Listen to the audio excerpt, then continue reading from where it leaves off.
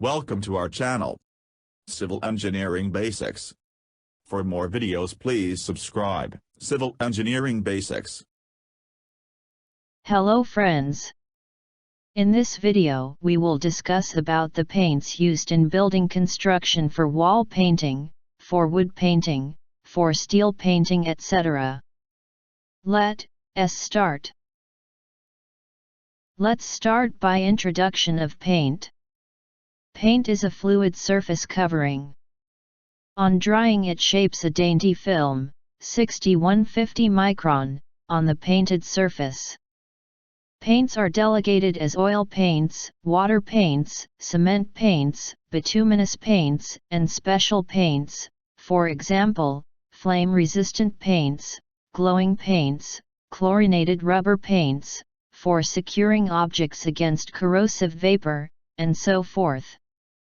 The functions of the paints are, to ensure the covered surface against potential anxieties, mechanical or chemical compound, disintegration, physical or environmental, decorate the structure by giving smooth and colorful finish, check infiltration of water through RCC, check the development of microbes and fungus, which are unhygienic and give revolting look to the walls.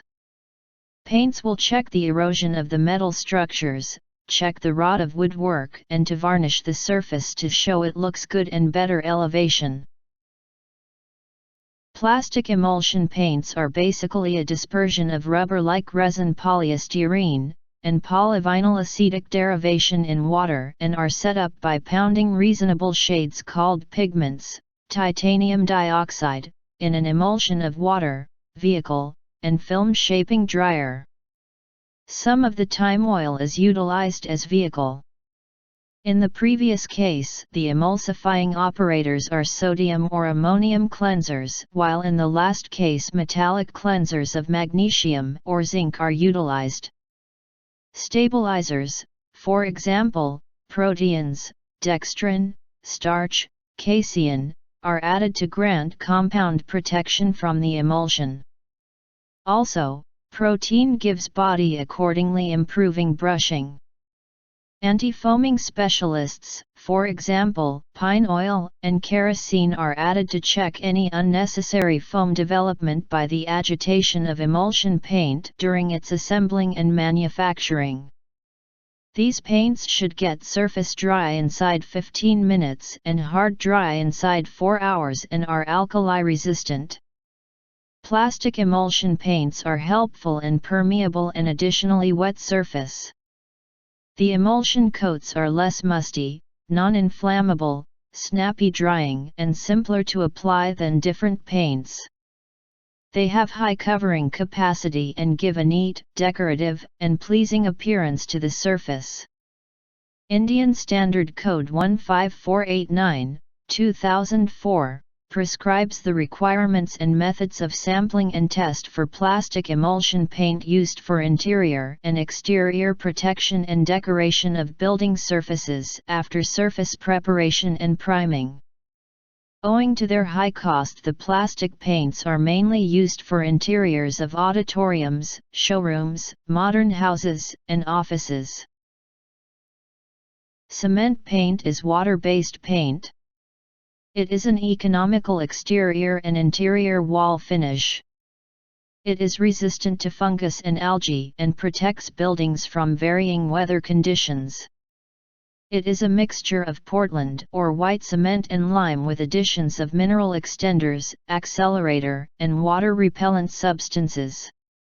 It is used for painting exterior wall surface mainly for preventing water penetration and reductions of dirt collection. It is available in the market in different colors. Advantages of cement paints are: it's cheap and has more coverage area of 2.2 to 3.2 sq meter per kilogram. It is an inexpensive way to cover large areas such as cellars and garages. Better performance for outdoor protection and decoration. Maintains good look for many years despite exposure to worse environments. It repels rain on external surfaces and prevents penetration of dampness. Let's discuss paint for wood surfaces. Painting of woodwork should be done with great care. Normally, 3-4 coats are sufficient for woodwork. A mixed pigment paint provides better protection. White lead combined with zinc oxide and a moderate amount of filler such as barytes or silica gives good results. Tinted paints have proved to be satisfactory for maintaining color and durability. Generally, enamel paints are used to give high gloss surface.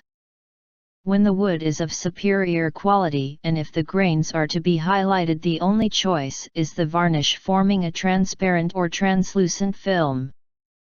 Let's see the varnishing of wood. Varnishes provide a protected coating and gloss to the surface and intensify the wood grains. The objective of varnishing a surface are to brighten the appearance of the grain in wood, render brilliancy to the painted surface, protect painted surface from atmospheric actions. Characteristics of an ideal varnish: it should render the surface glossy. It should dry rapidly and present a finished surface which is uniform in nature and pleasing in appearance. The color of varnish should not fade away when the surface is exposed to atmospheric actions. The protecting film developed by varnish should be tough, hard, and durable. It should not shrink or show cracks after drying. Varnishes are classified as oil, spar, flat, spirit and asphalt varnishes. Oil varnish uses linseed oil and takes about 24 hours to dry.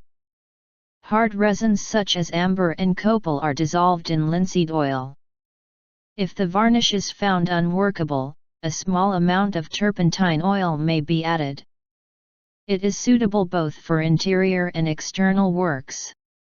Spar varnish derives its name from its use on spars and other parts of ships. It gives sticky effect in warm weather and is not used indoors. Flat varnish, materials such as wax, metallic soap, or finely divided silica when added to varnish produce a dull appearance on drying and are known as flat varnish. Spirit varnish is resins of soft variety such as lac or shellac dissolved in spirit. The examples are French polish, lacquer, and shellac varnish. It dries very quickly. These are not durable and are easily affected by weathering action. Asphalt varnish is made by dissolving melted hard asphalt in linseed oil with a thinner such as turpentine or petroleum spirit. It is used over shop-fabricated steel works. Water varnish is shellac dissolved in hot water to which enough quantity of either ammonia, borax, soda, or potash is added. These are used for varnishing maps and pictures. Let's see the paints for iron and steel surfaces. The major problem to overcome in painting iron and steel is corrosion due to electrolysis caused by the presence of air and moisture. Red lead is considered to be the best priming coat for iron and steel surfaces.